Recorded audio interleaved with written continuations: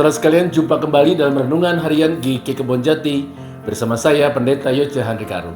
Pada renungan hari ini, kita akan berbicara tentang seorang tokoh dalam perkembangan awal kekristenan, yaitu Barnabas. Bagian firman Tuhan yang menjadi dasar renungan kita diambil dari kitab Kisah Para Rasul pasal 9 ayat 26 dan ayat 27 yang berkata, "Setibanya di Yerusalem, Saulus mencoba menggabungkan diri kepada murid-murid, tetapi semuanya takut kepadanya, karena mereka tidak dapat percaya bahwa ia juga seorang murid. Tetapi Barnabas menerima dia dan membawanya kepada rasul-rasul."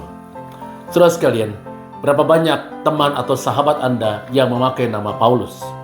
Berapa banyak juga orang yang Anda kenal mempunyai nama Barnabas? Coba hitunglah sejenak. Pada umumnya, lebih banyak teman kita yang bernama Paulus daripada Barnabas.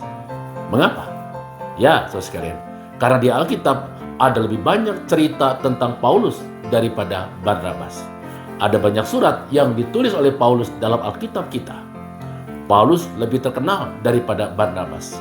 Makanya lebih banyak orang memilih nama Paulus daripada Barnabas. Nah, saudara sekalian, Alkitab kita pada bagian Perjanjian Baru memang bercerita lebih banyak tentang kisah dan peran Paulus dalam perkembangan gereja jika dibandingkan dengan Barnabas. Namun, ada satu hal yang harus kita cermati. Barnabaslah yang membawa dan memperkenalkan Paulus ke dalam persekutuan para murid Kristus.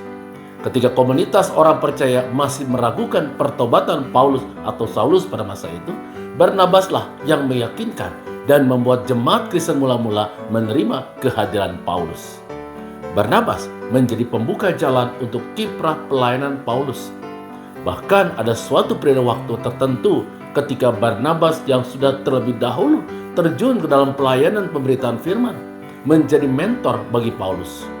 Jika dalam pekerjaannya, dalam perkembangannya, nama Paulus menjadi lebih terkenal, maka itu semua terjadi karena ada peran Barnabas yang tak dapat diabaikan dalam kehidupan Paulus.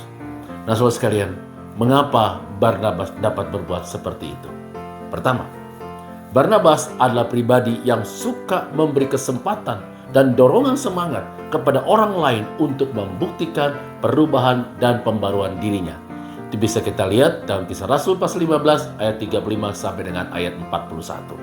Yang kedua, Barnabas adalah pribadi yang tidak iri hati dengan kemajuan atau keberhasilan orang lain yang pernah dibimbingnya.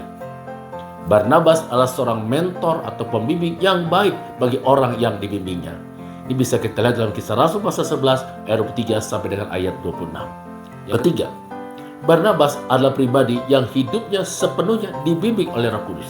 Kisah Rasul pasal 11 ayat 24. Ya, sebab itu saudara sekalian, Barnabas adalah pribadi yang taat melakukan kehendak Allah. Saudara sekalian, sikap dan tindakan Barnabas yang seperti inilah yang membuat Barnabas mempunyai peran yang besar dalam perkembangan kekristenan pada masa-masa awal. Barnabas memang bukan tokoh utama dalam perkembangan kekristenan seperti Petrus, Yakobus, Yohanes, atau Paulus. Tetapi karena perannya inilah, maka kita mengenal seorang yang bernama Paulus yang menjadi suatu tokoh yang berperan besar dalam perkembangan kekristenan. Saudara sekalian, dalam kehidupan ini, setiap orang, itu saya dan saudara, mempunyai peran tertentu. Seperti di dalam sebuah film, ada peran utama dan juga ada peran pendukung. Setiap kita mempunyai peran bagi pengembangan kehidupan orang-orang yang ada di sekitar kita. Setiap kita mempunyai peran dalam pengembangan pelayanan di gereja kita. Dalam hal tertentu, kita adalah pemeran utama. Tetapi pada bidang yang lain, kita berperan sebagai pendukung bagi yang lain, agar pelayanan bersama kita menjadi semakin efektif dan bermanfaat bagi pelayanan bersama.